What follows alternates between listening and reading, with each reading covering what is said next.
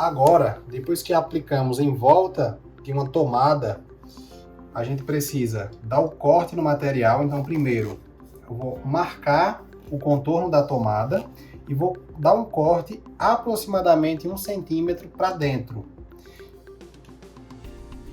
Aqui no canto eu dou um corte diagonal e aqui eu dou um corte puxando aproximadamente 1 centímetro para dentro.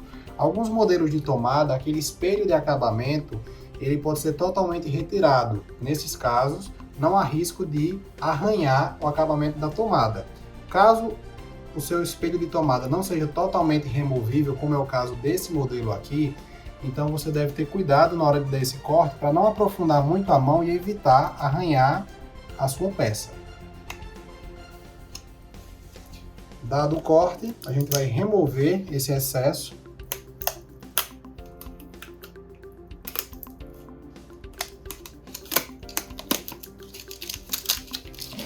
E agora, utilizando a espátula, a gente vai posicionar. Nesse caso aqui eu já folguei um pouco esses parafusos, de modo que a tomada ela está um pouquinho afastada da parede.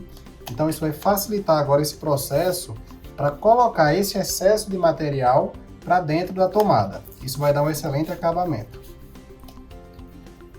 Vamos repetir isso nos 4 lados da tomada.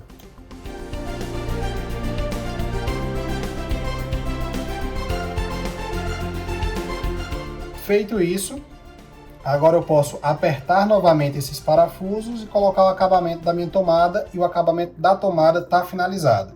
Agora a gente vai para a parte de cima, porque eu vou mostrar para vocês o corte do excesso de material que ficou tanto em cima como embaixo. Vamos lá.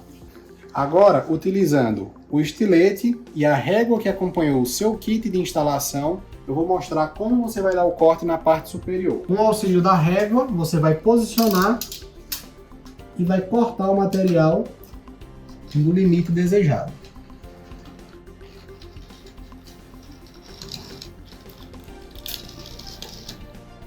Depois de cortado, basta remover o excesso. Ao puxar, faça com cautela, um movimento lento, porque caso o corte não tenha sido preciso, isso pode acabar fazendo com que o material rasgue seu papel de parede. O mesmo processo realizado na parte de cima também deve ser realizado na parte de baixo. Esse modelo de parede não tem rodapé, então a parede vai até o chão. O ideal é a gente cortar pelo menos meio centímetro acima do chão, de modo que o adesivo não fique totalmente vulnerável à umidade que pode haver na parte de baixo do piso. Caso ele tenha rodapé, a recomendação é cortar acima do rodapé. Então, vamos lá. Vamos deixar aqui aproximadamente meio centímetro e vamos dar o corte com o estilete durante toda a extensão do papel de parede. E da mesma forma como nós fizemos da parte superior, é só remover o excesso.